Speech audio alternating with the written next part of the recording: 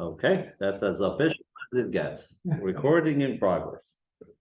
Welcome, everybody, to the series of the world of Kabbalah. And God willing, we're going to be covering a lot. Tonight, we'll be covering a lot. And in the coming weeks, we will be covering a lot. But before we start, given that we are in very special times and special, we are sure it's for the good. But meanwhile, there is lots of ups and downs that are the Jewish nation is going through, our nation is going through. So therefore, I want to start the evening with some prayers, a few chapters of Tehillim for the Holy Land, for our brothers and sisters in the land in general, in the Holy Land, and specifically for those that have been captured, and all those that need a refuah shalem, speedy recovery, all the soldiers, may they be well and successful in fighting darkness, and God willing, as a result of all of this, we should have an abundance of life, not just in the Holy Land, but across the world, God willing. So in front of you, besides your JLI books, you have the Book of Psalms, you have the Book of Tehillim. Please open up to page 25,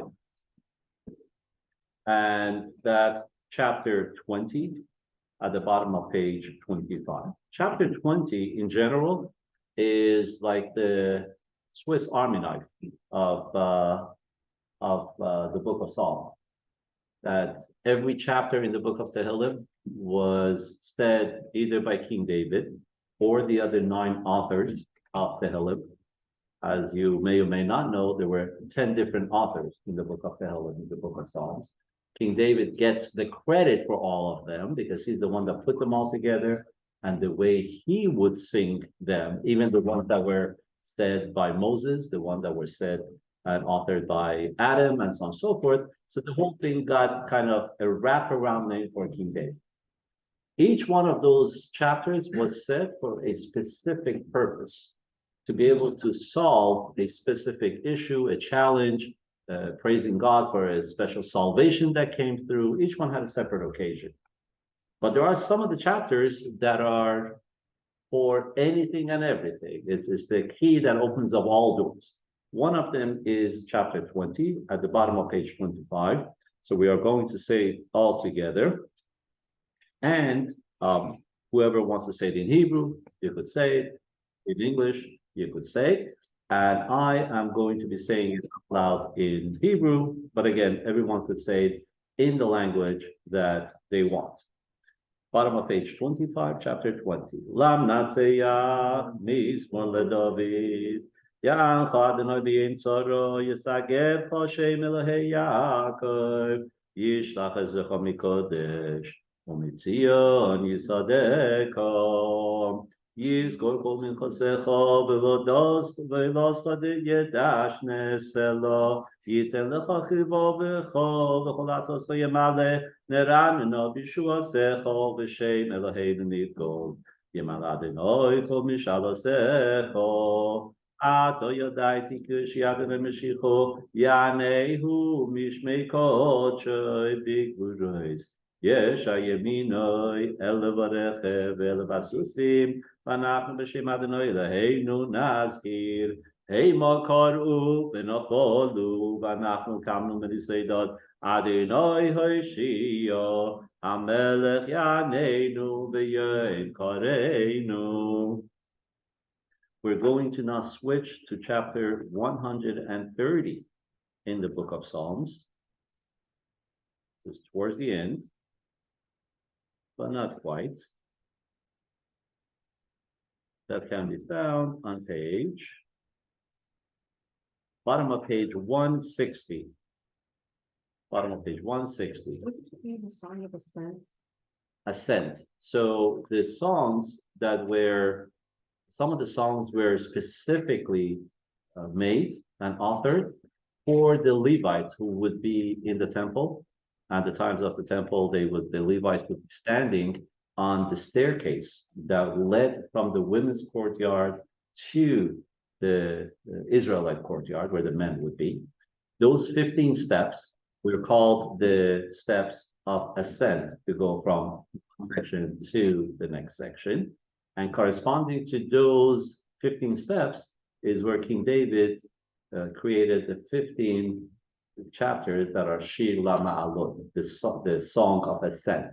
There's 15 of them corresponding to that. So that was on the physical sense.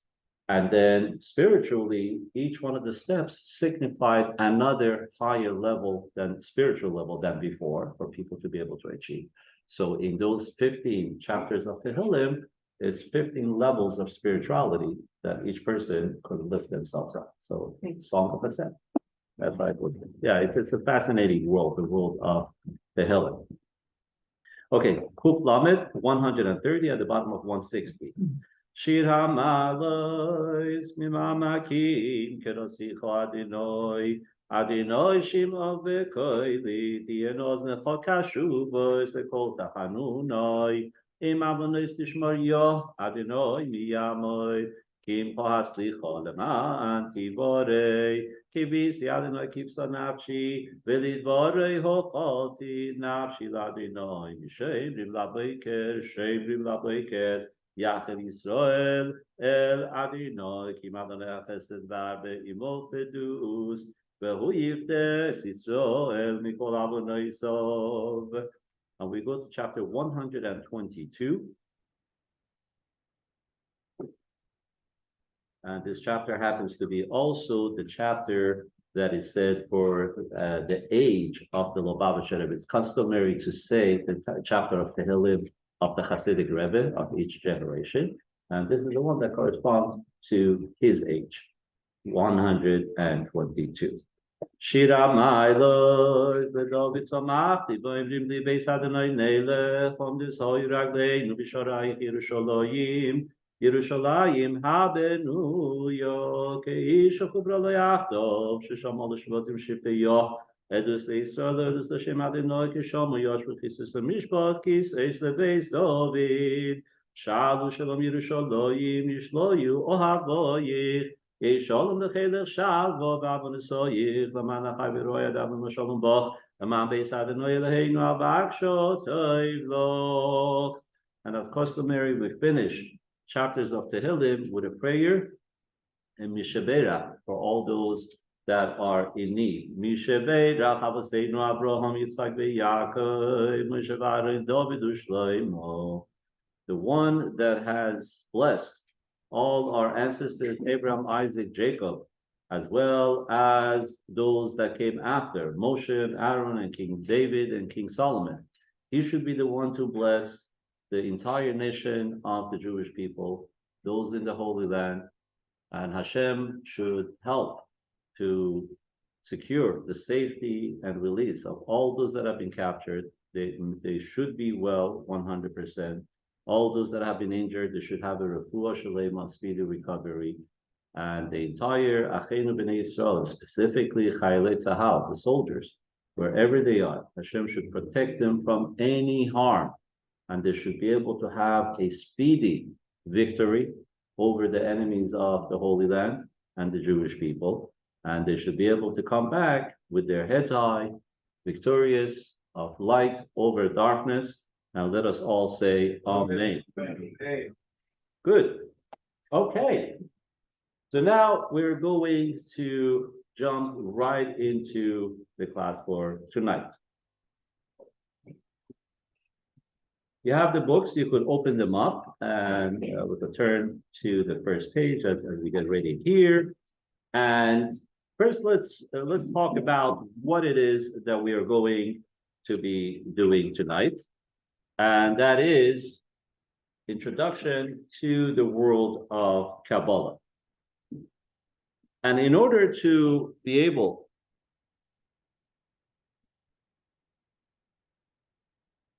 okay, there we go. Technicalities, right? Okay. Beautiful. And lesson 1 is going to be all about the evolution of ego. And it's not quite what we may think, although we are going to be touching upon personal ego as well. But overall, what we're trying to understand is not only some terminologies of Kabbalah and mysticism. Tonight, we want to learn the framework of Kabbalah. And by learning some of the terminologies and the overall framework, that's going to give us a stepping stone to be able to approach the lessons that are in Kabbalah and mysticism that we could apply to ourselves. There's many different levels of Kabbalah, of mysticism. And there is levels very high, those that will reach those levels, where with the knowledge of Kabbalah, they will have hand in changing the rules of nature, to be able to do things that are simply beyond wildest beliefs. But that is not our goal here tonight. And that's not where we're going to go to. If somebody will be able to reach that level, that's wonderful. Please look me up again once you reach there and share some of that with me. But those levels are typically not what is taught in public. Those are levels where each student picks up the pieces, picks up the building main stones of the structure, and then is able to run with it on his own or on her own. That's the way that level of Kabbalah has been taught over centuries and millennia. However, there is another level of practical Kabbalah, which is a level where you could take the knowledge and understanding and refine yourself, change your life for the better, and the life of others around you, and to be able to zero in on what's your mission in life and accomplish it. It will bring a certain level of awareness to you so that we don't go through life kind of wondering, yeah, I'm enjoying life, but hey, I'm already 50, I'm 60, I'm 70, I'm 80. What am I really doing here? What's the purpose here? So what, that's it, 120 years, and then I'm gone. So that sense of purpose is absolutely eye-opening once you get into the nitty-gritty of Kabbalah. And again, once we learn the fundamentals, the floodgates are open for you. There is, especially these days, there is a lot of books that have been written in English and other languages. So even if you're not proficient in Hebrew, although that would be the best, so that you could learn the writings of Kabbalah and mysticism in their original language. But hey, in English itself, there is a world that is available at your fingertips, especially these days with the introduction of internet.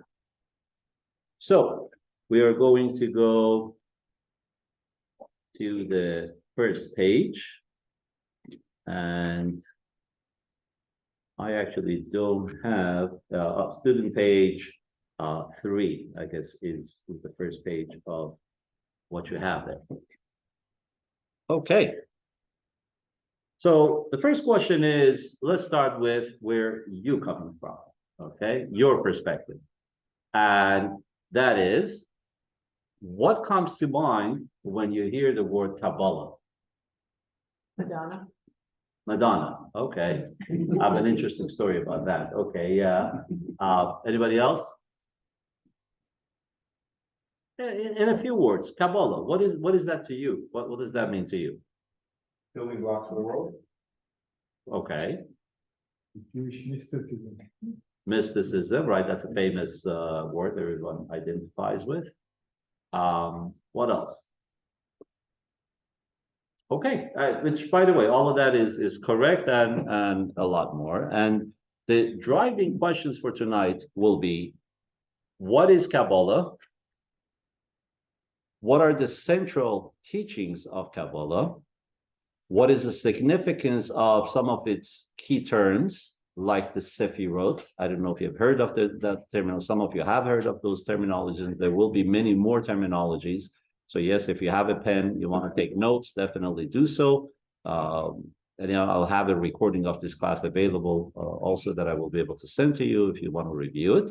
How are these teachings relevant to my everyday life? So those are all the central questions that we want to tackle and hopefully get some answers to these.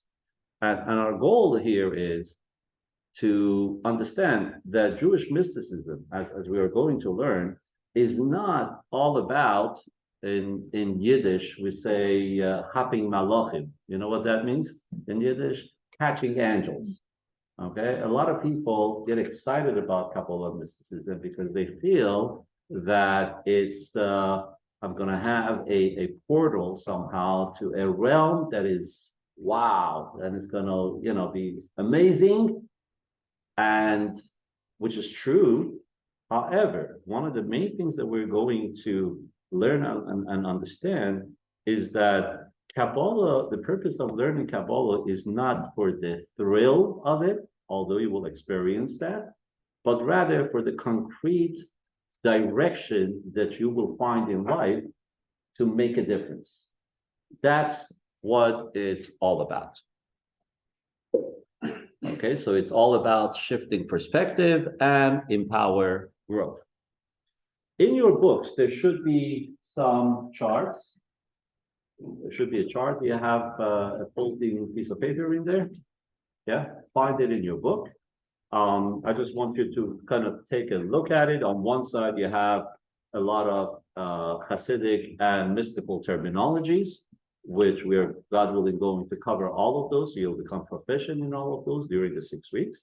And on the other side, you have some charts, some Kabbalistic charts, which we're not going to explain it right now, but in the course of the 6 weeks, you will gain an understanding in what these charts mean and why does it say what they say. At the same time, these charts are basically nothing new. Those charts about mysticism have been around for hundreds and thousands of years. Some of the books of mystical writings do have these charts in them, as you can see up here, from Rabbi Shabtai Horowitz, a well-known Kabbalist. He lived about 500 years ago, right here. And from the Ramak, Rav Moshe Cordovera, also about 500 years ago. He was the head of the mystics in the holy city of Tzfat, which is in northern Israel. One of his foremost students was the Arizal. Everyone knows about the Arizal. So the Arizal was a student of Rabbi Moshe Cordovera. So these charts, the fact that you see some circles with lines crisscrossing, attaching all of those, or you may see some charts with a bunch of circles, one around the other one. Of course, each one of these is depicting some mystical phenomena that is being explained in the books of Kabbalah. So we want to go to page number 6, text number 1. Okay, and I'm going to ask different people to read so that everyone could participate. If you're not comfortable reading, that's all. We could just say pass and not a problem. So I'm going to start right here. Why don't you go for it? Text number 1. A mortal is a mirror for the supernal reality. All that exists in both higher and lower realms is present in microcosmic form within the human. This is the deeper significance of the Torah statement that the human was created in the divine image. This is why we say, from my flesh, I envision God. Okay, beautiful. So this is from Rabbi Meir Ibn Gabbai, a Kabbalist, and about 500-600 years ago is when he wrote this. And what he's explaining here is that in creating a human being, God actually copied a different blueprint, repeated a blueprint that he already created. Which blueprint was that? It was the blueprint of creation itself, of everything that was created to begin with. The world, for example, was created, we read in the book of Genesis, and that had a system. God actually created a system with which to create the world. And then that system was duplicated in creating man. So in other words, the pattern and the blueprint of a man reflects the pattern and the blueprint of the creation of the world. They match. True, perhaps not in size, not in physical size, because you think of the world, it's like, whoa, it's so big. But in the inner making, the DNA, the formulas used, they are identical. And to better understand this, let's talk about when a person decides that he wants to have a home to live in. Home is very important. In the Talmud, it says that a person that doesn't have a home is not a complete person. Okay? Nobody likes to be homeless. Most regular people don't like to be homeless. And everyone wants to have a place. And there's a certain inner want and pleasure to have a home. So let's see what the steps are. When we go from the pleasure of having a home, a person decides, hey, I want to have a roof over my head. I want to have somewhere nice that I could live. Okay, so from that pleasure, then comes some sort of a will, a desire to go forward with it, right? In a normal person. And then from that comes the calculations. It's like, okay, so I want to have a home now. And does it make sense? You know, how could this come into being? Then from there, it goes to exploring each option that would make you feel comfortable with or not. You know, what is it that you want in this setup, in this home? After that comes the rethinking of the plan, because, hey, you know, maybe I don't want two-story house. Maybe I want only one. Maybe I want the window on the other side so that it could catch some more sunlight. There is the massaging of the idea that goes on so that you could refine your plan. Then comes a stage where you say, okay, I have all these ideas, but let me speak it over with somebody. Let me speak to an architect. Let me speak to a friend of mine who has done this before, right? Everyone has a contractor friend that you could go to and say, hey, what do you think about this? So there is that communication phase of it to check things out. Then there is the final decision, so to say, the signature handshake that, okay, done. Now let's build this home. So as you could see, there was a whole chainery system of going from that, just the pleasure that you felt you would have, to a decision that, okay, I want to go ahead with this, and then step by step until it comes to reality. So the same thing is exactly what transpired and what was created by God. In other words, God decided that wanted to create a world. Why? Equate that to the pleasure that a person has in just the thought of having a home, right? It's just there. In this case, not necessarily that we understand God's pleasure, why he decided, but it started with that. So after that, it was a matter of, okay, what is this world going to look like? And step by step until it came down to reality. There were certain aspects of the process for a person that is all non-tangible, right? There's the pleasure, then there's the desire to, okay, I'm rolling with this. Then there is the justifying all the thought process that goes through. Those are all non-tangible steps that are taken. And as you go further and further, now you go speak it over with somebody. Okay, that's still non-tangible, but that's no longer just thought. It's already speech. That's a little bit more outside the box, outside of your head. You're relating it to somebody. So it takes a different form until it gets down to the nitty-gritty and the house is built. Now that is tangible. So when God created the world, also, Kabbalah mysticism explains to us that there was something called Seder Ishtalshelus, the order of the chainery devolution. if you want to translate it. Ishtalshelus means when, like a chain, one link is attached to the other, and it keeps on coming further down and down and down, depending on how many links there are. So loosely translated, devolution means that, okay, there is the idea, there should be a world, but in order for this world to be created, the process was put into place by God of how this is actually going to happen. From God, which is infinitely spiritual, non-tangible, the all-powerful, and so on and so forth. If there's going to be a world, such as the one that we're looking at, we're sitting here, it's a physical world, everything is tangible, physicality, and so on and so forth, there had to be steps in between. So this series of steps that had to take place, similar to, again, the process that we spoke before about human beings, some of them are very highly spiritual steps that took place. And some of it, like the end result of the fellow that wanted to build a house, came down to the world of action. Finally, the house was built.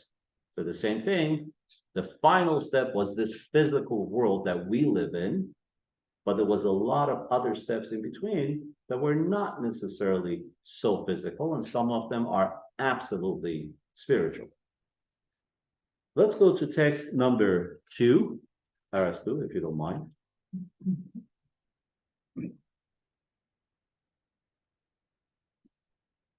The saintly rabbi, No, go to text number 2. it's not page 7. Oh, Yeah. page 7. Oh, page number 2, yes.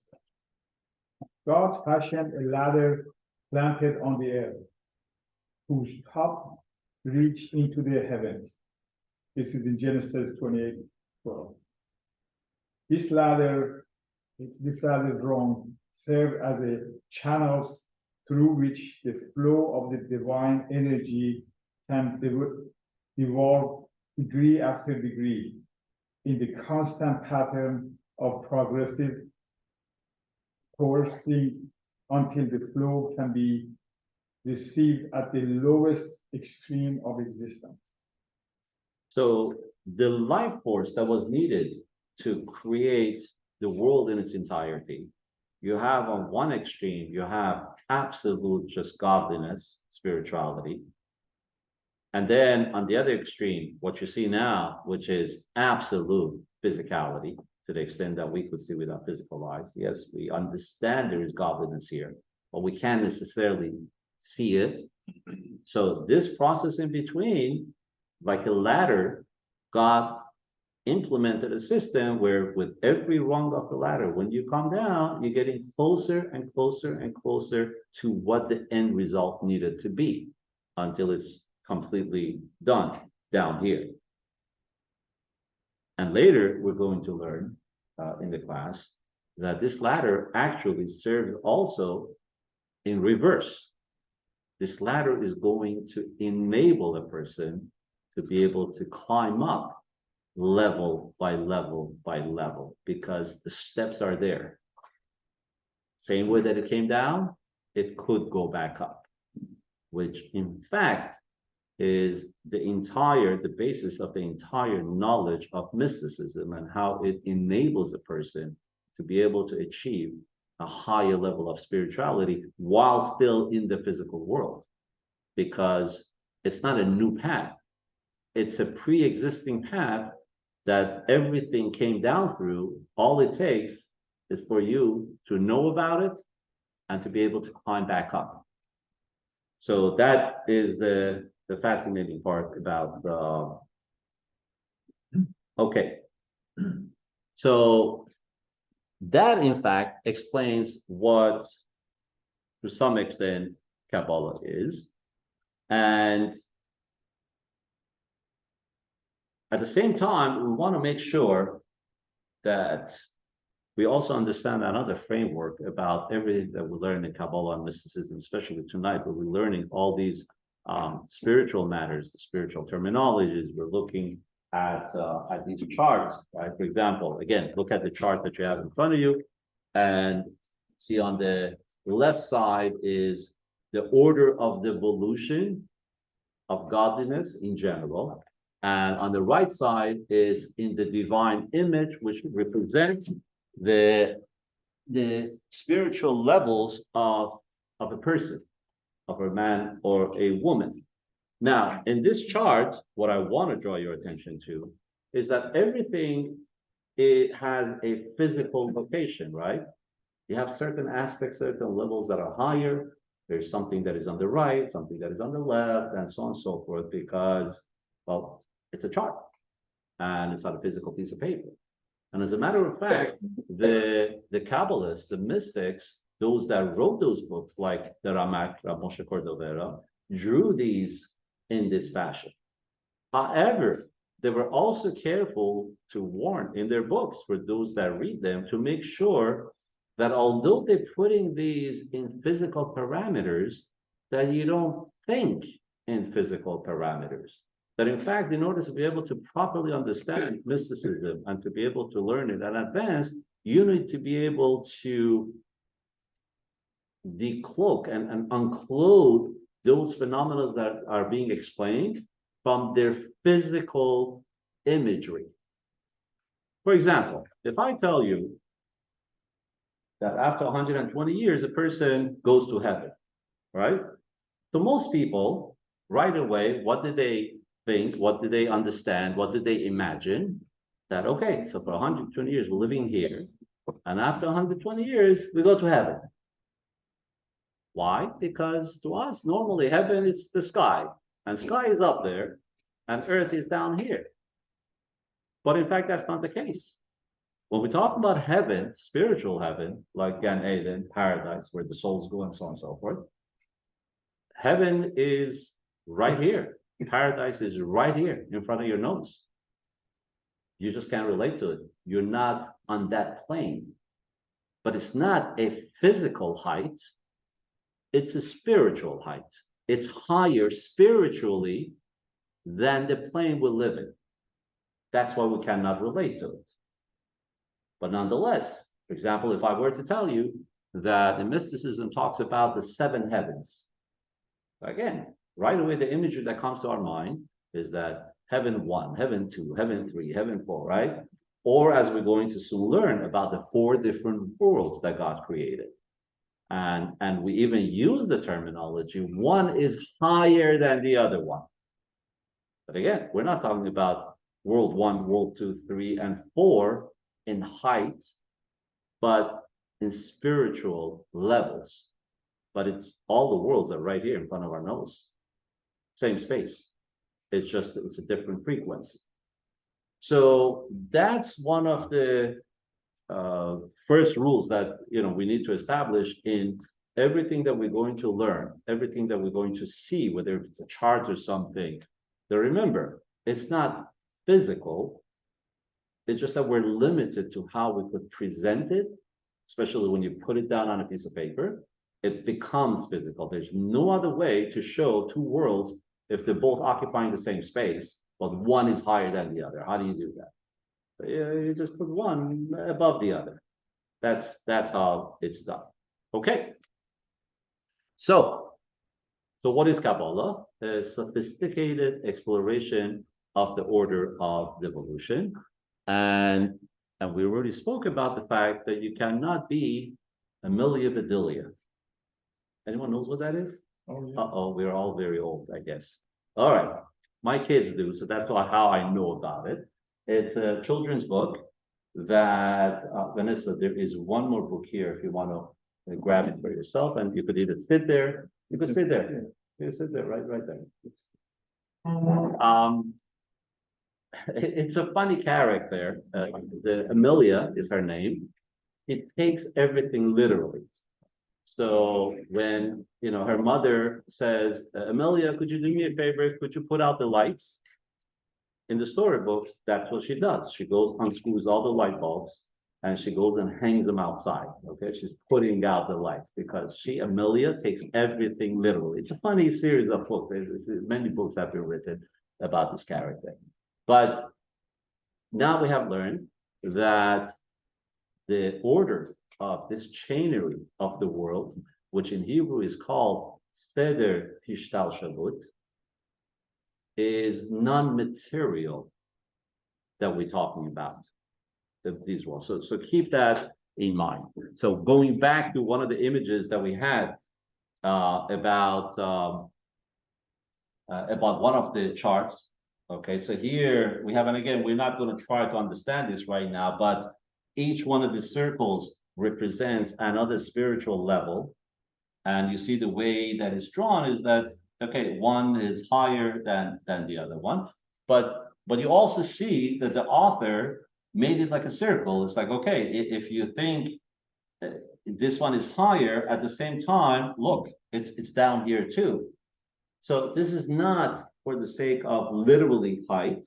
It's just understanding levels of spirituality. And a lot of interesting details have been written in each one of these as the author wanted to teach about those different spiritual levels. Okay, yes. Something I'm unclear.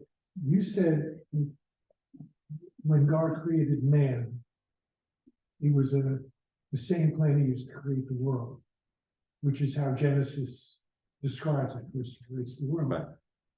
But wasn't the world created for man? So wouldn't man have been the original thought, the first thought, as opposed to the world being the first thought, and then drawing man into? Very good question. Excellent. And your question is actually discussed in Rashi, the commentary on the Torah, explaining the first word in the Torah. Okay, and the first word in the Torah is Bereshit, in the beginning, right? God created the heaven and earth. And the commentaries explain the Hebrew word Bereshit is Bet, the Hebrew letter Bet, which means two, and Reshit, which means beginning, indicating that there was two goals in mind, so to say, by God when the world was created. One was the Jewish people, humanity, a person, and the other one was the Torah. In other words, those were the decisions, the original reasons why God wanted to have people that are going to fulfill the commandments, thereby creating a dwelling place in the world where they live. So based on that, and based on what he wanted at the end, is how he started everything to begin with. So yes, the blueprint of the world actually reflects how God, to begin with, wanted a human to be created. So use that to get that end result. So we should take it literally. At first it was the world, and then it was Correct, but with that goal in mind. In other words, when you build a house, right? well, the highest level, like you said, is the inspiration.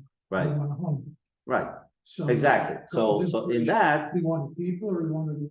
right. So the inspiration to want a home is that you want it to be a place for you. So now everything else in between has to reflect what you want at the end result. What is the bedroom going to feel like? What is the restroom going to feel like? And the shower and the cabinets and the closet and this and that. And then based on that, you go to the architect and he creates everything. But what the architect first starts is, it's just the overall plan. Then it's like, okay, how do we do the foundation? Now the engineering, now the plumbing, but all of that is revolving around what you wanted at the end, which is what is this going to be for you? So the same thing, the world was created in such a way to accommodate man and woman at the same time, right? Humanity, and thereby to be able to accomplish the goal. So here is just again a copy of one of the old mystical books where some of those drawings came from, and in there again clearly he writes as an introduction that, hey, I'm making these drawings, but be careful not to take them literally in a physical sense. Understand that these are just indicating different spiritual levels. Okay, so now, why is this study important? The study of Kabbalah and mysticism, and in particular, why are we learning about Seder Hishtalshalut? What is Seder Hishtalshalut? Look at the bottom of page 7. Okay, this is one of the key terms that you need to learn. Okay, and in Hebrew it's called Seder Hishtalshalut or Seder Hishtalshalus, depending if you have an Ashkenazi accent or a Sephardic accent. And it means the system of devolution. The definition of it is the many degrees of systematic descent that stretch between God's desire to create the universe and the tangible result of that goal, which is what we are seeing with it. So that's the chainery devolution. So now, what is so important about this aspect of learning Kabbalah and mysticism? Because by learning this devolution system, you will actually have an understanding of the ways of Hashem, ways of God, of how He has gone about to create the world, but also you will understand the background information that can help you make better choices. Have you ever sat down to a meeting, as it happens many times, and you sit down with somebody, a colleague, maybe a family member, maybe even your children, and they're throwing all these different questions at you, and what are you doing Thursday, and at what time are you coming home, and are you there? And at a certain point, you say, 1 second. Tell me what's on your mind. What is it that you're trying to accomplish so that I could be in sync with you and then I could think that way, right? That happens many times. Once you know what the other person is trying to accomplish, you could become part of the process and make it happen. So the same thing when through learning this section of mysticism, you understand the whole system of devolution, the Seder Hishtalshalus. Now you could be in sync with it. Now you know what the goal was, what the goal is, and how to navigate this system. And the third thing is that you could actually, as I said, that once you reach that level and you have a good solid understanding and the foundation for it, now you could actually influence what does happen. So for most of us, it's going to be in subtle ways. And of course, for the very high level of mystics, it's where, the supernatural things happen that wow people and, they're breaking the rules of nature and so on and so forth. That's not what we're aspiring for here. What we want to know is, hey, where am I supposed to be? At what time? What's my goal in life? I'm saying, what stage in life? And how can I actually then effectuate that, make that happen so that it comes about at the right time? So to that end, now that we have spoken about all the introduction to everything here, we want to jump in.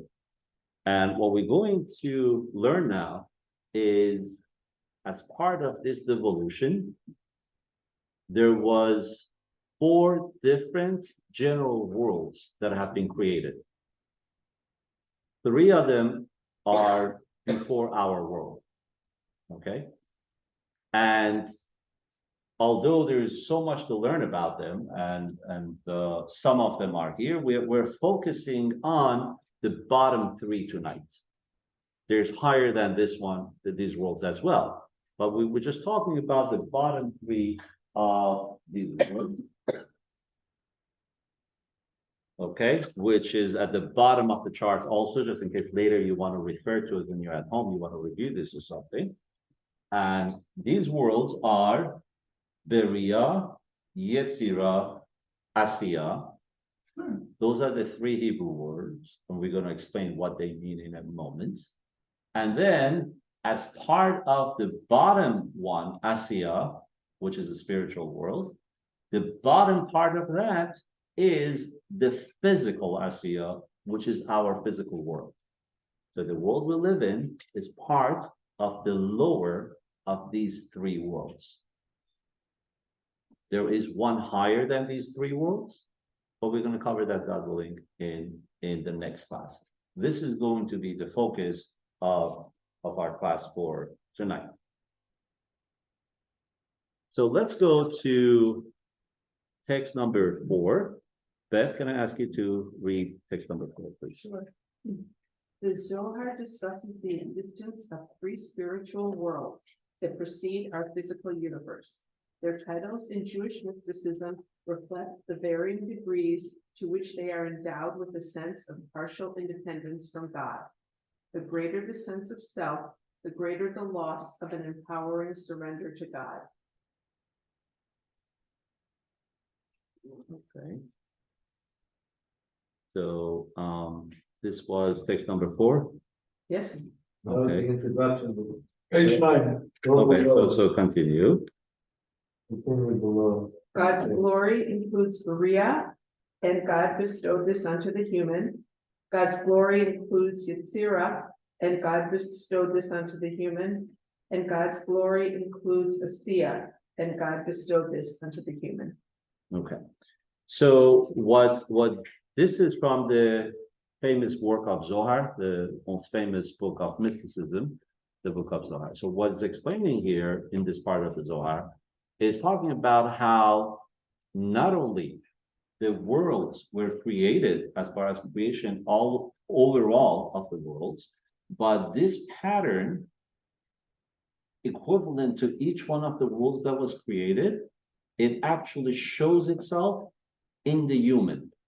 So in each one of us, in each human being, there's an aspect that correlates with each one of these worlds. So we have an aspect of the world of Bria in us, of the world of Yetzirah, and the world of Asiya. And these three are in total, they're called, when you abbreviate these three, take the first letter of each one, Beria, Yetzirah, Asiya, they're called Bia. In Kabbalistic terminology, many times if you read the original text, the mystics don't write, when they want to refer to these three, they don't spell them out. They just say, in Bia, this is the state of spirituality. So what they mean is, in this group, in this category of Beria, Yetzirah, and Asiya. In Hebrew and in Hebrew writings and mysticism in general, and Hasidic writings, in the Talmud as well, you have a lot of abbreviations that the sages use for the sake of stating time. And what is expected is that when they say that, you know what they're talking about and you move on. So if you turn to page 10,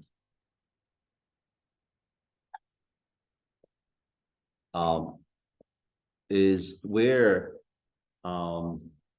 this terminology is spoken about. So again, let's review now, as we have here on the screen for these three. When in the book of Genesis, you go to read the story of creation, you will come across three different words that is used in there to describe that God created the world. For example, it says in the beginning, Bereshis, bara Elokim, God created the world. So that's Beria, the world of Beria, comes from the word bara, creation, which usually means being created from nothing. It's a new existence. That's called Bria. The second world, which is the world of Yetzirah, comes from another word that you see in the book of Genesis, which is Yatzar, that God formed. For example, it says that, the body of Adam was formed from the earth. Okay. So why? Because that's denoting that it was something already existed, but now it's taking shape. Still a process of creation. And then the third terminology that is used in the Torah is aseh or asa, that he did, that he made. For example, at the end of each day, it says God saw what he made and he was happy with it, which is referring to, again, creation, but it's using the terminology asa he made. Why? Because that denotes the end result, the product that is sitting now in front of him. So first there had to be creation from nothing. In that system of devolution, if you remember, we said from God's plan to the physical world, it had to go step by step. So the first step was, hey, let there be something. Another step was where the pre-existing is not getting shaped, is getting formed. That's the world of Yetzirah. And the third one, the world of Asiya, where it's action, it's done, it has happened. So when we're talking about the worlds, the first one, the world of Bria, is where suddenly there is an existence, there's some level of self-awareness. So in that spiritual world, and it's all spiritual, there's no physicality in that first world, it's spiritual, but to a very high level. There is barely a sense of self that it exists. Again, there is higher worlds that we're going to talk about, where in those worlds, there's no sense of self. It's total nullification. But the world of Berea is the first world that it could feel, hey, I have some sort of an existence. However, in that realm, anything that exists there, such as angels, such as souls, there's souls and angels that are in each one of these worlds. Souls before they come down to this world are in that realm, and also souls after they leave this world could be in that realm. The souls and angels that are in that realm before they come down or after they go back up are in a very high spiritual level of nullification. They barely feel themselves. Their entire focus is just the godliness that they could feel. When you come down to the lower level, to the world of Yetzirah, now that self-awareness becomes even more. It's still a spiritual world, has no physicality, but the angels and the souls that are in that world feel a little bit more of themselves and a little bit less of godliness and spirituality compared to the world before. And then when you get to the lowest level, the lowest world of Asiya, that self-awareness becomes even stronger, until so much so that in the lowest level of the world of Asiya, there is even physicality that feels completely separated from godliness. For example, you would have a hard time convincing some people that there's a God in this world. Why? Because they're going to say, prove it. In the higher worlds, there is no such conversation. What do you mean, prove it? Don't you feel it? They're completely feeling it. In this world, it has devolved so much, and it becomes solid, almost like devoid of spirituality, but of course it still has, so much so that everything could be physical. We can't even see spirituality, and you could almost deny that there is any spiritual power. So let's go to page 10, where we have now understood a new terminology. And that is that in the world of Bia, Bria, Yetzirah, Asiya, in these three worlds, there is variation degrees of Yeshut, of existence, of feeling the self. Okay, so Yeshut is a word that is commonly used in mystical writings. And that's one of the reasons that we're learning all these things, so that we could have a better conversation about everything.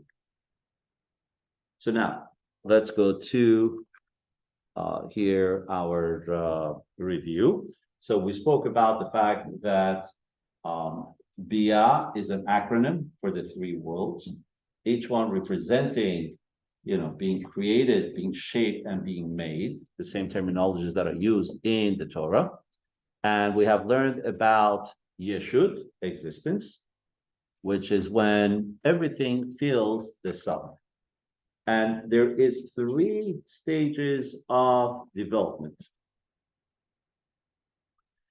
right? In a human being, you have the embryo. That's how a human being starts, right? I know scientifically it could go even before that, but we're just trying to find some sort of an example so that we could understand this phenomenon. By the way, this is exactly why God used the same blueprint, which is for the creation of the world, as the blueprint for creation of man, to give us the tools in ourselves that we could relate to, phenomena that we could relate to in ourselves, in our life, through which we could understand also godliness on a higher level. So taking this example, when we're talking about, there's always embryo, that's the first one, and then it comes, so to say, out of nowhere. Hey, there's nothing in the womb of the mother, suddenly there is something. And then from there on, during the 9 months, it becomes a fetus. It starts developing into something until it becomes a full person, mature, where there is now a physical, complete baby there that could be related to. We could understand and see, and it looks like one of us. Cuter, but like one of us. And Mazel Tov to Lon for becoming his baby, a grandfather. Because I want to tell you how special the class is to him. The first grandson was born today, yesterday. And nonetheless, he wouldn't miss the class. He showed up, to be here. So God willing, Mazel Tov. The bris should be in good timing, healthy baby, and everything should go well. And let us know what the name is once you have the name. Okay, so the same way, the 3 stages of a person being created, embryo, fetus, and then the full physical body, you also have that in the 3 worlds of Viriya, Yetzira, Asiya. So Viriya, the first spiritual world, which is the first world that kind of feels like it exists. It kind of feels like it has an identity. It's not completely godliness. It could feel godliness, but it also feels like it has a little bit of identity. Then from there, the next level, the next world is where it's getting formed. So it feels spirituality a little bit less than the higher world. So it's developing a stronger self of identity of self, but still quite spiritual. And then from there, it comes to the world of Asiya, where it's a full-on creation that feels completely independent, right? The embryo and the fetus feel part of still the mother, still in the womb. Come on, it cannot exist without it. The kid is very aware of the fact that it's depending on everything, so to say. But once becomes a full baby and it's born, like in this case, right, the grandson, pretty soon we'll be running around and we'll say ciao to the parents and have a nice day, as though I have nothing to do with the parents. It feels the self very independent. Yes. I'm understanding the analogy. It's kind of going from the direction of more spiritual to physical, but I see a lot of elements of also going from more communal to individual. Is that also taking place, or is that a different process? Like, for example, with an embryo, like you said, you're in the womb, fetus, then you become a person. So you're part of something bigger, then you're becoming more individualized. Is that process also taking place? That's a great question. In other words, let me rephrase your question to the way I understand it, and I think it becomes a great, even bigger question. Is as much as we people down here are very much individual, the higher up we move, that's prior to coming down, our souls, or after 120 years, do we feel each other more, right, in those realms? The answer is yes.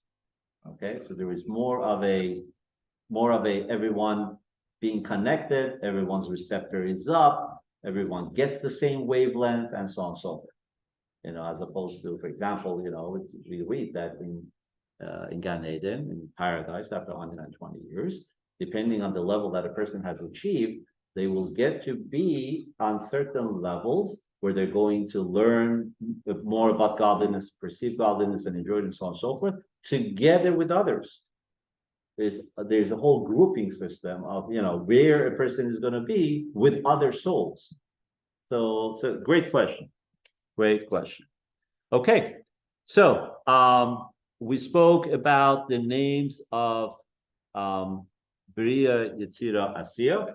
Okay, so we already covered that Bria Bara means creation of something from nothing. That's the first level of existence, where Now something new has come to be, Yetzirah, giving shape to a pre-existing entity. And Asiya is when the task is complete. Just on a side note, being that again, these days, so much is going on with Israel. This is the foundation of the first Rashi's explanation on the Torah. Why did God have to start the Torah with, in the beginning, God created the heaven and the earth? Just tell me the commandments. Why are you telling me stories? Right? That's what Torah is, commandments. Why are you giving me historical, facts and perspectives and this and that? So Rashi explains, look at this. 1,000 years ago, Rashi said this. Because the world will come at times and tell the Jewish people, listen at them, you are thieves. You have stolen the land from other people. And therefore, from the get-go, God is giving the answer and is putting it on the table. That in the beginning, God created the world. What does created mean? It means creating of something from nothing. It's not that he went to Home Depot and he bought material. It belonged to somebody else first, and now he took it without paying, so he stole it or whatever. God created it. He's the owner. And if he decided that he's going to give it to whoever, it's his to decide. And by virtue of that, when he promised it to Abraham and his descendants, it belongs to them. Simple and clear.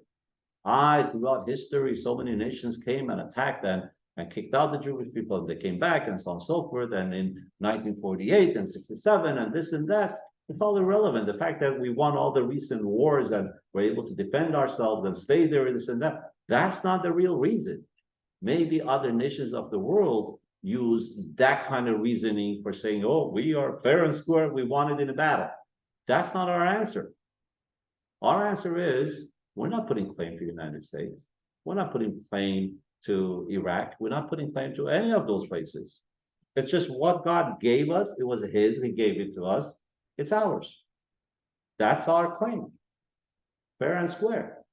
Although it was from the whole Lebanon, Syria, and Iraq was a part of that given. Correct. The biblical land of Israel is bigger than what it is right now. The world should be thankful and kiss our hands with me that we're not claiming the rest. Okay? Otherwise, it would be bigger. All we're doing is, hey, live and let live. We're fine. Leave us alone. So good. That was just a side note that we wanted to cover as far as all those acronyms. Okay. So now we're going back to those charts. The charts that you had in your book, and I forget what page it is, where you had that circle. Page 5. Page 5? Yes. It's Okay. also on 16. Okay. So it's hard to see the details, but there is a lot of tiny Hebrew writing in those circles. Okay, and more specifically, I want you to look at the side, the right and the left of those circles. Okay? And what you will see is some Hebrew words that repeat themselves. Okay? If it's not too small and you could read it, you will make out that it's the most famous name of God, the holiest name of God, which is a Yud and a Hey and a Yud and a Hey, which we say, we read it Ado and then Nai. We're not allowed to say it, so I break it down if this is okay. So that keeps on repeating itself in some of these outer circles. And as soon as you come to some of the inner circles, you see that the name doesn't appear there anymore, right? It's missing. Why is that? What the diagram is showing, this mystic that drew the diagram, is showing you how in the higher worlds, which we're not covering tonight, God's opened and revealed spirituality is there, which is represented by the holy name of Hashem, which is Yud and Hey and Vav and Hey. However, when it comes to the lower worlds, it's not as revealed anymore. Godliness suddenly is contracted, doesn't show itself. That's why you don't see that name in this chart. It's trying to show you that how there is gradual degradation as far as how revealed godliness is in each one of these worlds. Okay, so just details on some of those charts. But it's fun. Once you could understand what those details are, they become eye-opening. You know, it's like, hey, 1 second, this detail is missing here. That has a significance. That detail is extra, and so on and so forth. So it comes out that what is unique about each one of these three worlds that we spoke about, Bria, Yetzirah, Asiya, is the level of independence. Okay, the lower down it goes, the more independent the world feels and everything within that world. So in the higher world of Bria, the angels are super spiritual. They barely feel themselves. Their entire focus is godliness. Same with the souls that are in that realm. As a matter of fact, that's why souls that come from that realm, they manifest themselves in this world. Once they come to the body, very highly spiritual people, because their soul is coming from a realm that has very little sense of self, and it's more in touch. It's used to perceiving godliness very openly, and it has an effect on that soul, as opposed to the other souls from the lower world, and the same thing for the angels. So when those souls from the lower world come into the body, they feel spiritual, but you know how sometimes within the same family, you may have two brothers. Now, one of them is like, whoa, spiritual, and the other one is like, hey, I'll go to synagogue, no problem, but that's the extent of it, right? And you wonder, 1 second, what's going on here? Isn't this the same family, the same upbringing, the same parents, the same system of education? Yeah, but we have no idea where the souls are coming from, what level, and they may end up in the same family. So one of them might be more predisposed. That doesn't mean the other one can't get there, but yes, one soul could be predisposed to that level of nullification and being sensitive to spirituality because of where they come from. Okay, let's go to text number 5. And Lon, text number 5. We have 3 rounds. Bria, Yetzirah, Asiya. Bria is the first introduction of Hashem, an independent self-concept. However, existence only develops into a complete yesh when it reaches the 3rd stage. The reason Yeshua develops gradually is because the initial stage of existence remains close to God, and his presence is very much sensed at this level. Then Bria evolves into Yetzirah, where the presence of God is somewhat concealed. Finally, Yetzirah develops into Asiya, where God is completely concealed. At this point, existence becomes a true yesh and gains a complete sense of selfhood. That's why in the mystical writings, when we talk about yesh or yeshut, existence, sometimes we say just general yesh, or we say yesh ruchani, spiritual existence. It's an existence, but it's still spiritual, very spiritual. And sometimes we say yesh gashmi, a physical existence, because the two are different. All depends on how far they are from the source. So if we were to take, for example, and before I get to the example here, let's just review the idea of independent identity. So first of all, it means the lower worlds become a world of separation. And as I pointed out in the chart, where divine name, the name of Yud and a Hey, Vav and a Hey, Ado and the night is missing in those charts, because in fact, the open revelation of that name is missing in those worlds, in the lower worlds. That's why it's not there. And yes, When you say world of separation, it could be like world of separation from God or from godliness. correct. Anything that is created obviously is a level of somewhat, separation from God. But in these three worlds that we're learning about tonight, and the fourth one, Atzilus, we're going to cover next time, there's a huge difference between them. The fourth world, as we're going to learn in the next session, is not separated from God. It does exist, but it's completely one with godliness, where there is no sense of self whatsoever. Whatever exists there doesn't even realize that it exists because of how close it is, as opposed to the three that we're talking about tonight, where there is a certain amount of feeling self, even more in the lower world, and in the bottom one, and we are the bottom at the bottom, we totally feel self.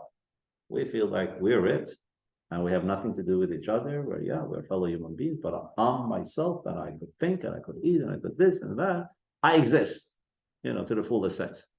So an example of this would be teenagers. You all have either you have had teenagers or you've been a teenager, so you could relate to this. And that is, if you were to take three different teenagers, girls, Sarah, Rivka, and Rachel, and their level of self very much depends on, how attached they are. You could have one teenager, all the same level, they're in the same class, but one of them is very attached still to the parents, and everything is with the parents, right? So she knows she exists. Yeah, my name is Sarah, but doesn't fully know really who she is, where she's going to, in life. She hasn't figured it out yet. Because whatever, I'm still a kid, I'm attached to my parents. Then you have on the other extreme, for example, Rachel, that knows there's parents, but completely self-sufficient, makes all the decisions, could answer back very nicely to you if it comes to an argument and everything else. And this girl is fully mentally developed, done, independent. You could just drop her somewhere in the neighborhood, she'll figure out where to live, how to make money, and so on and so forth. And you have Rebecca, which could be in between. Yeah, some has it figured out a little bit. I'm still kind of attached, got to call every day to mom and talk it over, and so on and so forth. Same age, same class, but each one has a variation of level of how much their identity is still attached to the parents versus independent. So that's exactly the three worlds that we are talking about. Okay. Now, another terminology, therefore, now we could relate to this, and it's time to learn this terminology. And again, all of these are in the back of your charts as well, is bittul in Hebrew. Bittul means nullification. It also means nullification, meaning surrender or suspension. And here we're talking about bittul of somebody's existence. So therefore, correlated with yesh, with existence, where we said those worlds have different levels of yesh, of existence that they feel. Obviously, hand in hand with that is the same level of nullification that they feel. The higher the world, the more bittul it feels, the more nullified just the godliness. It doesn't feel the self. The lower it comes, the less bittul, the less self-nullification, until it reaches the lowest world, which is ours, where it's very difficult to be to feel self-nullification. What do you mean? Why are you telling me this? I don't, you're not respecting me. It's the self is very strong in our realm. Okay. And that again is a synopsis of so far what we have learned as far as the various worlds so far in the class, which is Beriya, Yetzirah, Asiya, and Asiya itself has a spiritual component But the very bottom of Asiya, it finally becomes solid. It's no longer spiritual. It becomes physicality, which is the lowest of low, as low as it could get, as far as lack of visible spirituality. So these three are also play themselves again. We're going back and forth. Remember, we're going back and forth between the blueprint of the world and the blueprint of human psyche inside of us. So we have now the world of Asiya, the lowest world, which is in this world, God feels somewhat distant from me, right? At times I could feel something. I feel I'm getting connected. Sometimes I don't feel connected or whatever it may be. Then the world of Yetzirah, where in that realm, there is more of a sense of God's presence. And the third one would be Beriah, being overwhelmed by his presence. So, and where we want to go with this tonight is that this state of these three worlds could actually be experienced by a person. In other words, a person, depending on what level he or she is, or on what level that person puts himself or herself, at times you could feel like you're in the world of Asiya, where, okay, I somewhat feel God. There are other times, as we're going to discuss, where you're sensing God's presence. It's not somewhat. I'm really feeling it. And there are times when you are just overwhelmed. You feel God is showering you with connection. And those three states could actually not only be experienced, but could be created. In other words, you could actively seek those levels, which is the very meat and potatoes of the knowledge of Kabbalah, of mysticism. The whole reason for Kabbalah and learning it is not to impress somebody on a date or to, again, feel good that, okay, I'm catching angels or whatever it may be, although all of that is possible. It's good to throw Kabbalistic terminology out on a date or so on and so forth. But rather, it's all about how you will be able to open up those channels, those levels, and climb up that ladder so that you could build a higher sense of spirituality and godliness and keep yourself there as long as possible. Okay, so let's get a synopsis of what so far we have learned before we move on. What is the Kabbalah? It's Judaism's mystical wisdom. It discusses soul, the deeper meaning of things, and the spiritual system of the heavens. Never heard of this heavenly system? That's okay. Why don't we do what Kabbalah does best? Offer a parable to explain something abstract. You decide to build a home. Your plan actually begins with an intuition of pleasure. Deep within your subconscious, you sense the enormous pleasure of dwelling in a home that truly suits you. That spark of pleasure that invades your brain's desire center. I want a home, you tell yourself. Immediately, your intellect grabs the wheel. You logically justify your desire and analyze the possibilities. Your emotions chime in. How do I feel about this location? Am I comfortable with high windows? You carefully rethink your plan. You discuss it with friends and are finally ready for action. Signs, build, move. What's all that got to do with heaven? The Kabbalah reveals that when God decided to create the physical world, God first created an entire spiritual system that parallels the experience we've just described.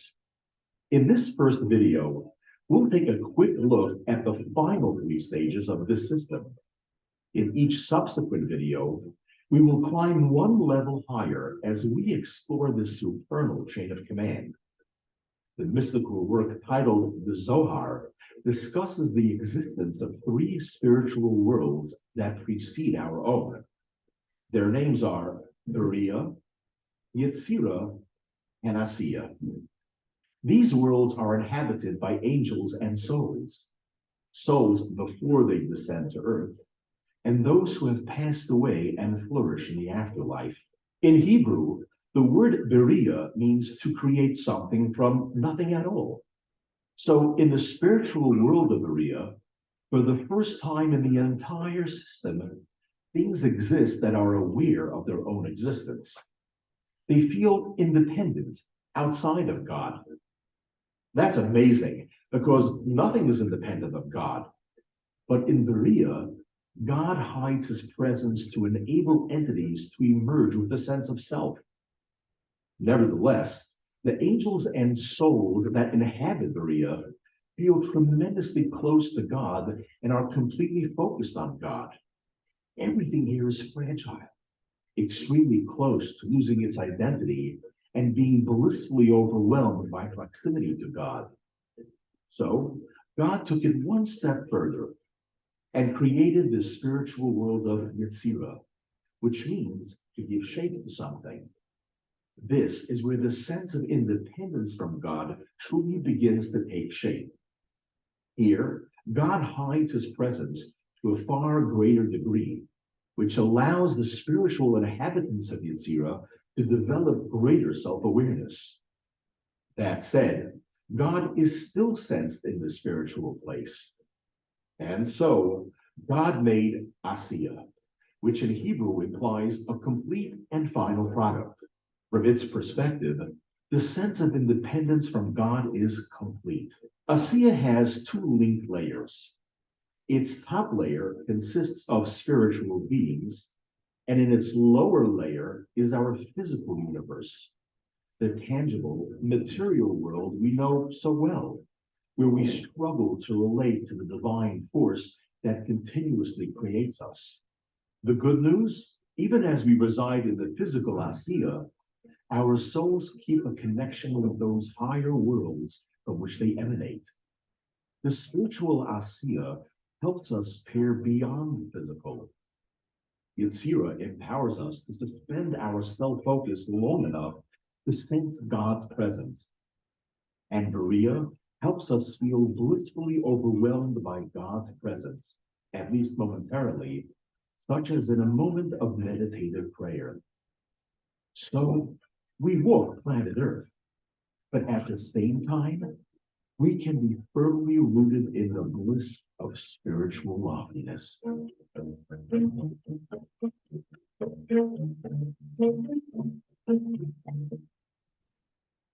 Okay.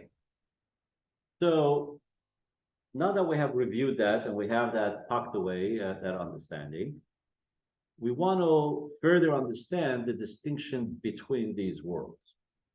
And remember, because our existence, our own, humans, were created with the same blueprint, sometimes it's easier to work it out that way. Look at yourself, and you will understand something that is on a much higher level. That's the favor that God made for us by using that system.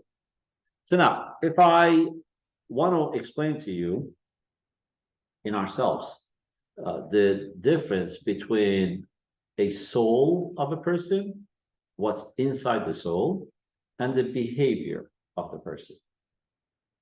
So for example, if I was to tell you, Alyssa, I want you to write 2 + 2 is 5.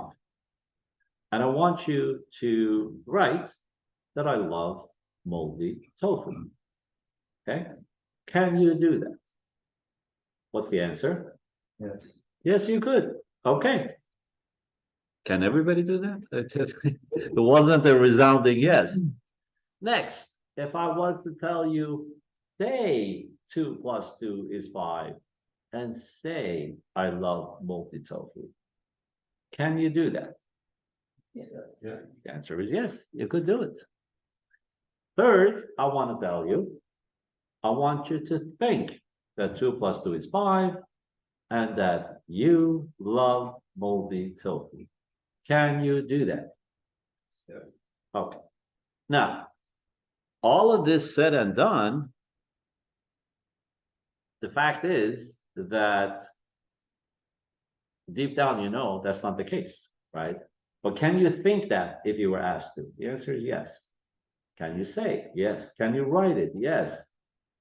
But deep down, will you believe that? Will you know that? The answer is no. Deep down, I know 2 + 2 is not 5. And I don't like moldy. I don't think anyone likes moldy anything but moldy tofu.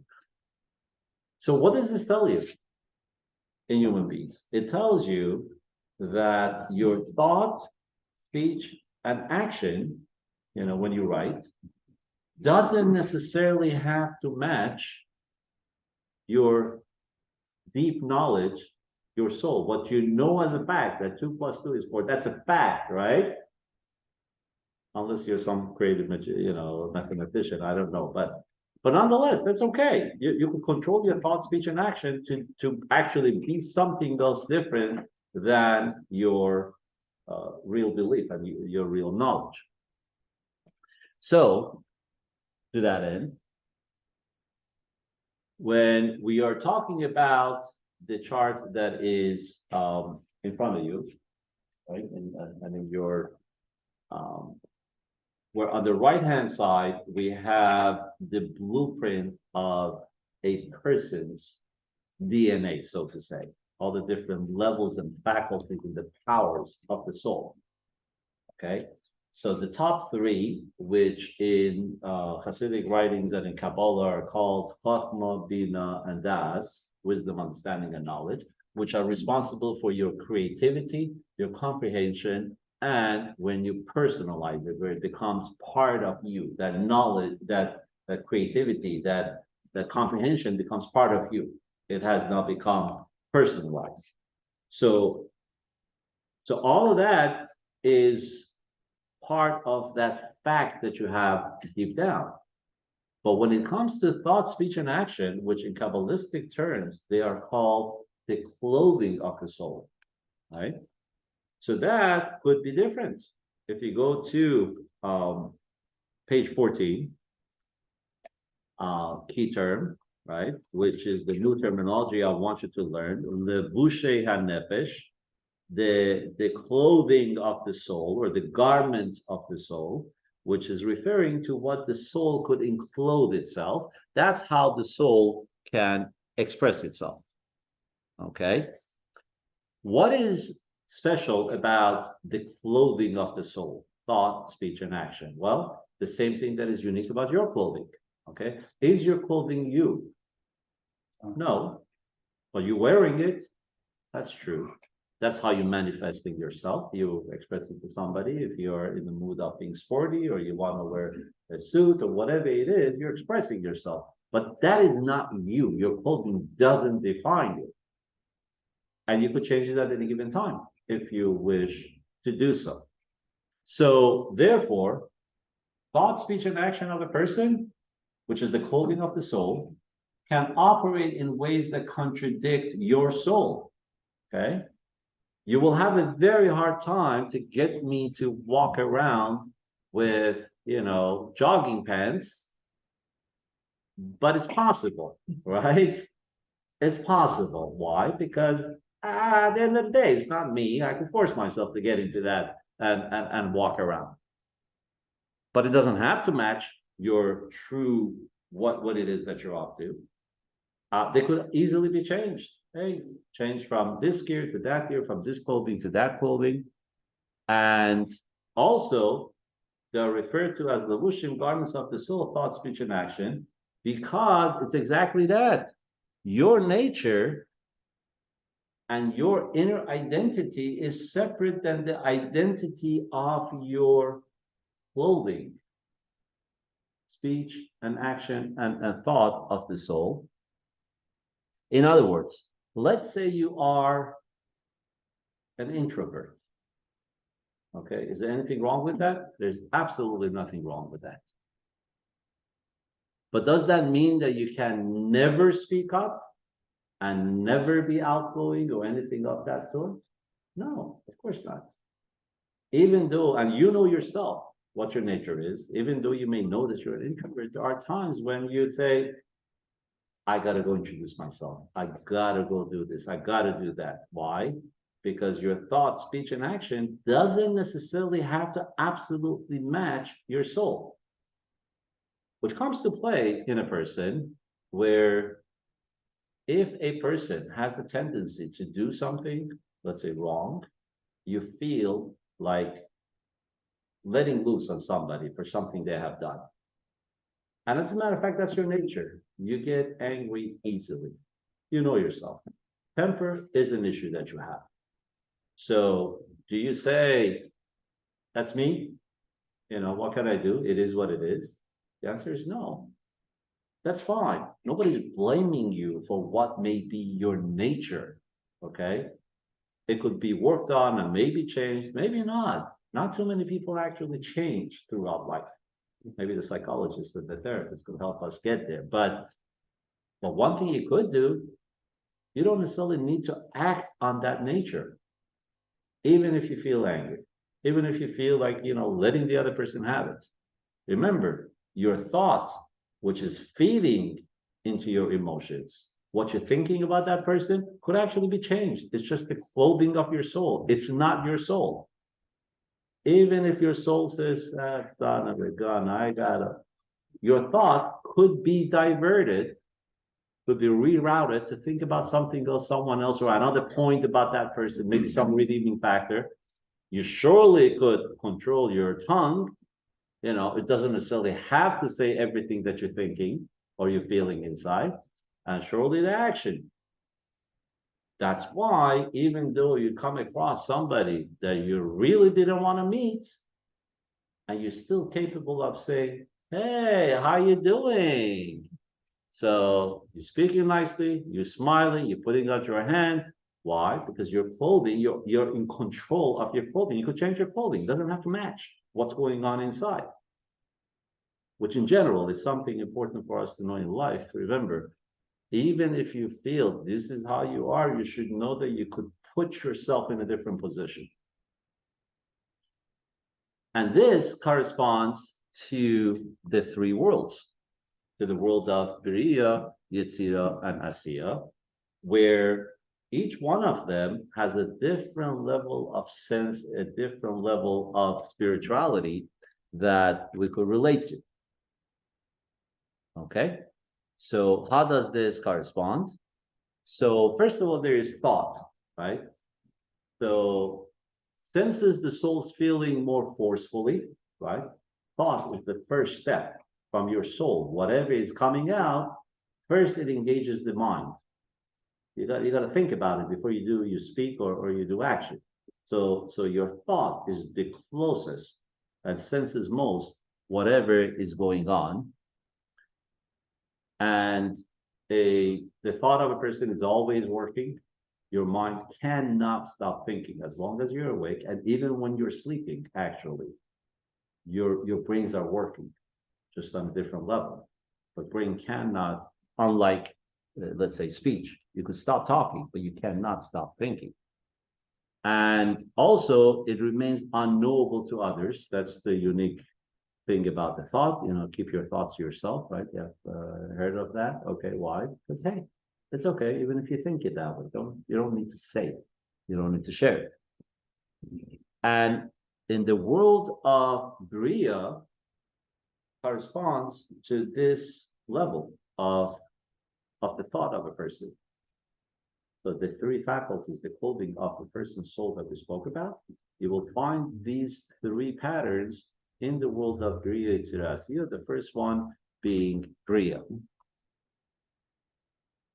The garment of speech for a person's soul, right? What is unique about that? First of all, it doesn't run constantly.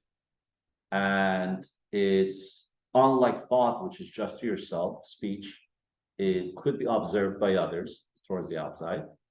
And And unlike your thought, which is separate,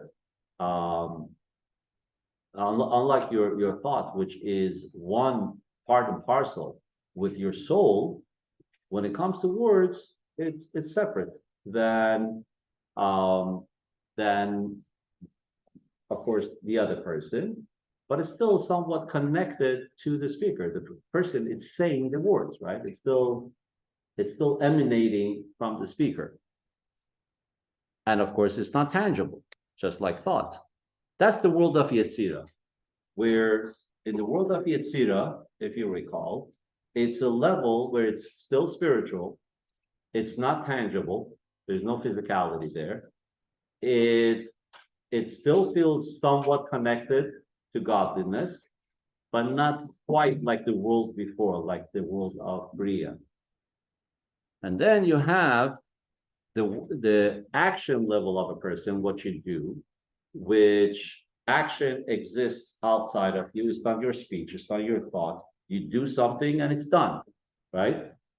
It's cut off from you, it's separated from you. And it's physical and it's tangible. That's what you did. You pressed the button, you built something, you threw something out. It's tangible, it's physical. And that is like the world of Asiya, where its effect, because it's not that, it doesn't feel spirituality that much, it could feel very separated from the original where it came from, which is God and total godliness.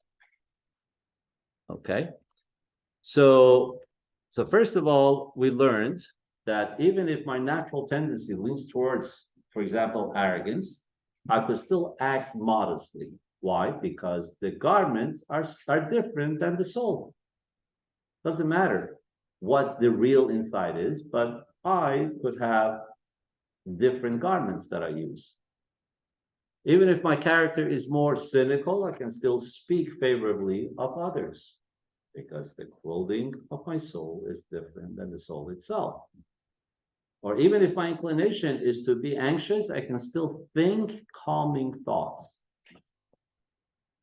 So again, we see this pattern in the spiritual worlds as well, where they're all godliness, but there is a level of separation to what extent they could feel godliness, therefore it could act differently. Things in each world are different, less spiritual and more towards closer to physicality in each world as we calm down. As a matter of fact, the name Adam or Adam in Hebrew, which is the word that is used for a human, or that was the name of the first person that was created, actually represents these three levels that we just spoke about. How so? You have Adam, the A in the name Adam, right? So that is represented by the Hebrew word Alepha, which means the guidance, which represents the thought of a person. The second letter, which is Dalet, or D in English, is the Hebrew word Dibur, speaking. So speech. And the Mem, which is the M in the name Adam, is Ma'aseh, which means action. So really the word Adam, one of the definitions of the name Adam was the fact that Adam is now capable of and in control of his thought, speech, and action. That's the unique capability of Adam, of human beings. Another reason why Adam was called Adam in Hebrew, it's Adama La'elyon, because it was similar, identical to the higher realms. Again, going back to the fact that the blueprint, the same blueprint was used for creating Adam. That's how he got his name, because Adam, Adama, similar to what? When God wanted to create Adam, what does God say? Na'aseh Adam b'tzalmeinu kidmaseinu. Now we're going to make man similar to us in our image. right? What does that mean? That means the same blueprint that I used to create heaven and earth, the same blueprint that I used to create the worlds, to create the angels and everything else, it's all going to be duplicated in Adam, so that Adam could relate to all of those and could climb back up the ladder spiritually through all those spiritual letters, because the same DNA actually repeats itself, spiritual DNA, in creation of Adam. And that's why it's plural. The reason for, The reason that it's plural, because I always thought, well, you know, Judaism is monotheistic, why is it, Mhm. you know, plural there? But Right. it's plural for that reason. right. So very good question. Rashi actually, the most famous commentary on the Torah, puts a finger on that question and says, hey, what's going on here? What is this plural all about? So, and he gives a few explanations. One of them is that, first of all, for anyone that wants to have capability to deny, is looking for an excuse, let them have one. Okay, go for it.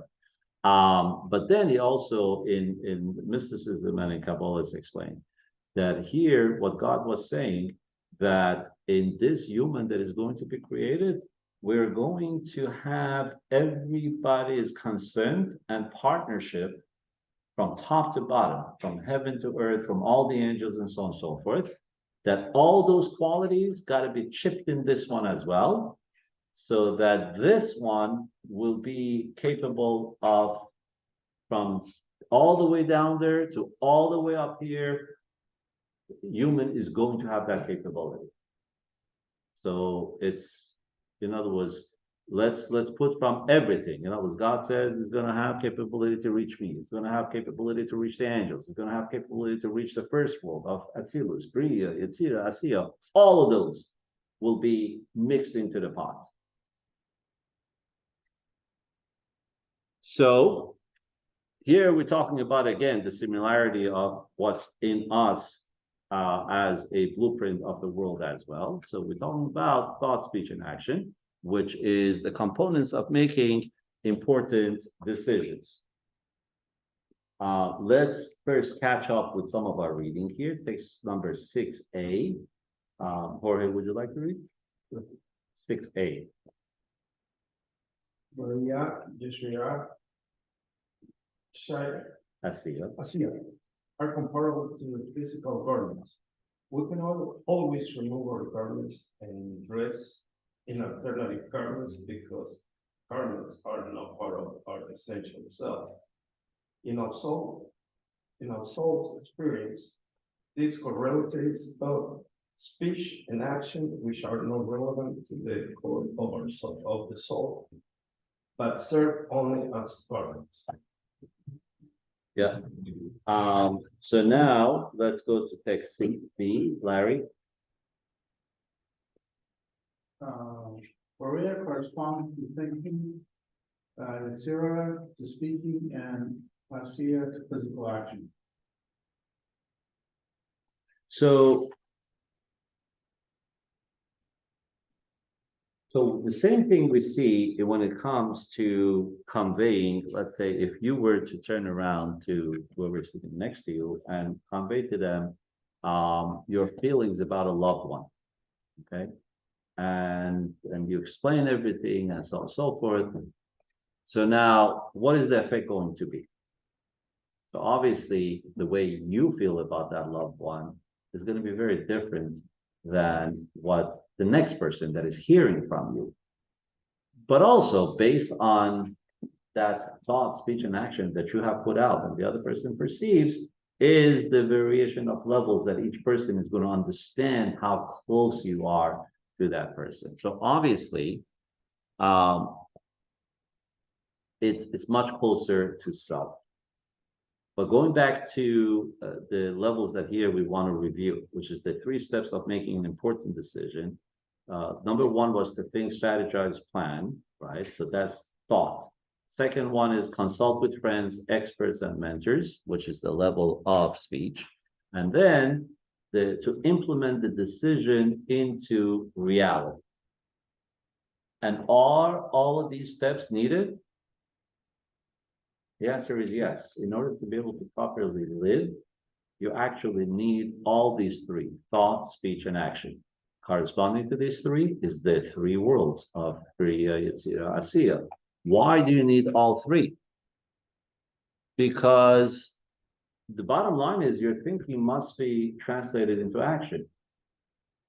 There are many of us, speaking about myself, that might be great in thoughts, but we have analysis paralysis, and we cannot move forward. Right? You keep on thinking and thinking and thinking and thinking, and somehow it doesn't go any further. So we need to ensure that our actions are preceded by proper consideration and consultation, of course. And the truth is that we have this blueprint repeat itself also in the mitzvot that we have.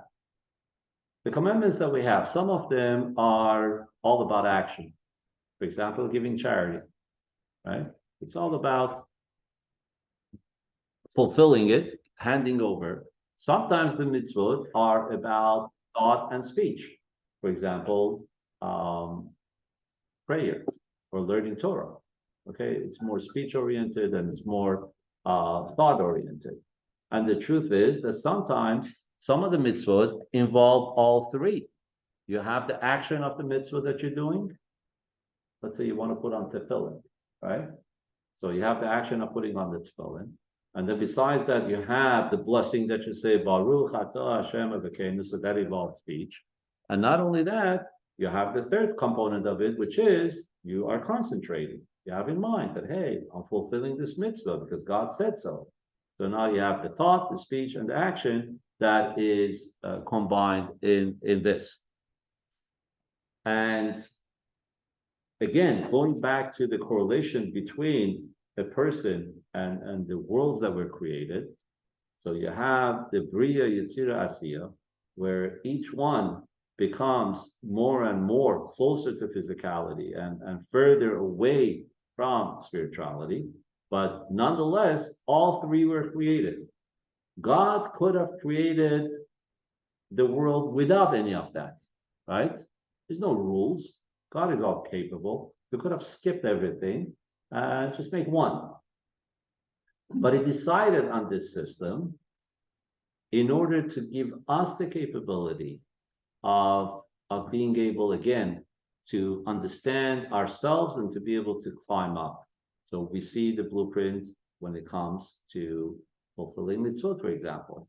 And this is the foundation, the Kabbalistic understanding of our purpose in life. And this is one of the exercises that I want to suggest everyone to go away tonight with, which is now that you understand the importance of each one of these worlds and that we need to affect each one of these worlds.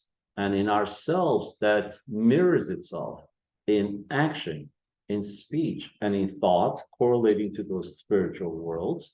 Then in order to live in a Kabbalistic way, you want to be able to every day affect all those realms. For example, you wake up in the morning, right? And as soon as you wake up, you contemplate God's existence. The fact that God has given you another day, right? You open up your eyes and you go, yay, God. All right, I'm here. I'm ready. Take it on. So you're thinking about God, that speech.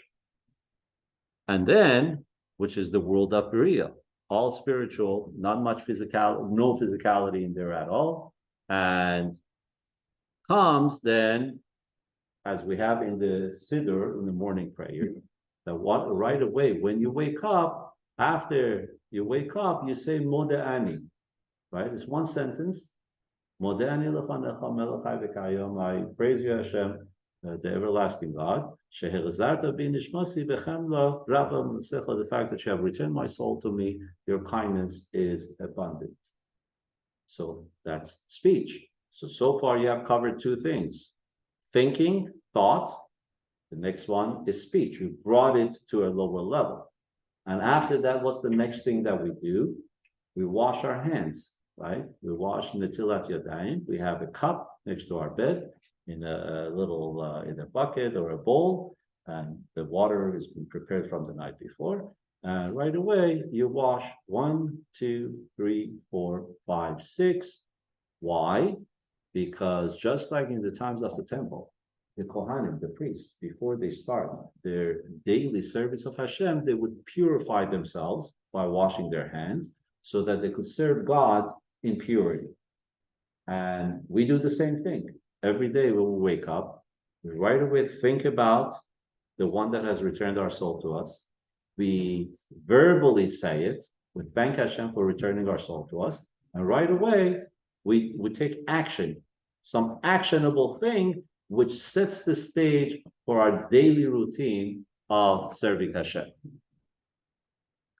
So in this sense, what are we doing? We are drawing down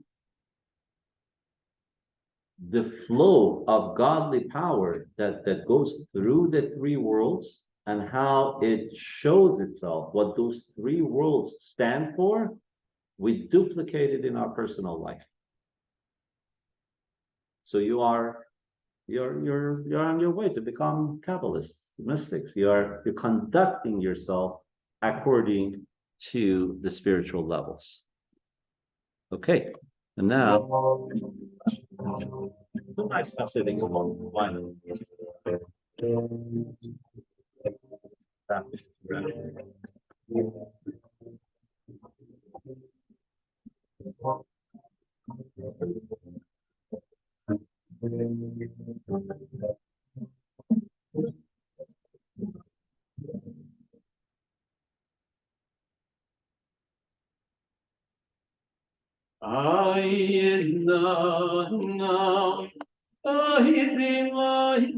Perhaps I will send you the song that you could listen to so that you could have okay.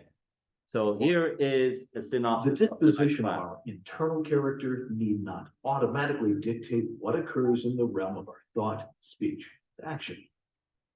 We can control our levushim, irrespective of our personality. 2, our actions should be preceded by proper planning, thought, and consultation, speech. On the other hand, we must make certain to graduate from planning and discussion to engage in concrete action. 3, we can begin each day with a motivational exercise that is a built-in feature of Jewish practice. To first think about the Creator, then verbalize our gratitude toward Him, and then act by ritually preparing our hands. This brief early morning tour through Bia sets the appropriate tone for our entire day.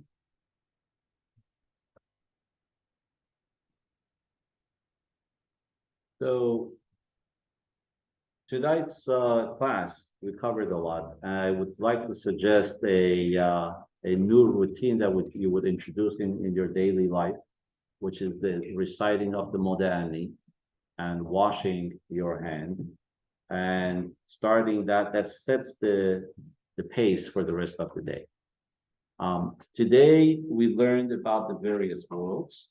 What we're going to be discussing next week is that contraction of godliness that happens in between each world. We want to understand a little bit more about that. How does that happen?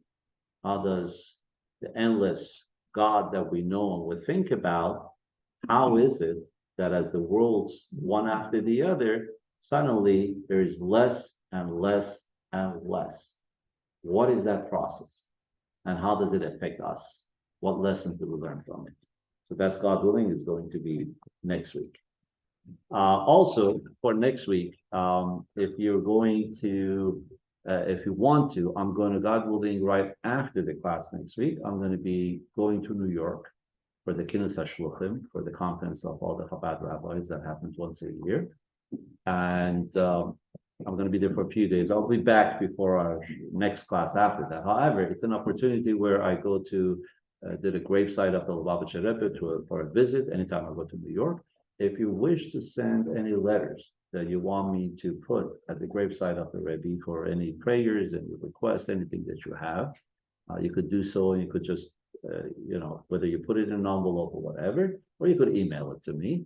And unless you ask me to read it there, I will not read the letters. Okay, so whatever I'm given, I take it as confidential, and I'm just delivering it there. I put it on the graveside of the Rebbe, and the way it usually works is I say some Tehillim, certain parts of the book of Zohar, it's customary to say, after which I say that here is the prayers and the requests of everybody, and I one by one actually tear them up and put them on the graveside, and it's been delivered. From there on, it's his responsibility to take it to the higher authority. So if you wish to write a letter next week when you come and just give it to me, that's wonderful. You could email it to me, whatever you wish. Okay, wonderful. And I'll be here now to answer any questions that you may have.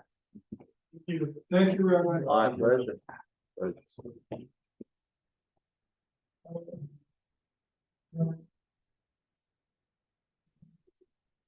How are you, Sumis? Good, man. Good to see you too. Good. I wasn't sure you're gonna show up or not. No, I'm sorry for being a little bit late. No, that's okay. Is there a good time this week to get together and continue our conversation? Yeah, sure, of course. What makes sense? In general,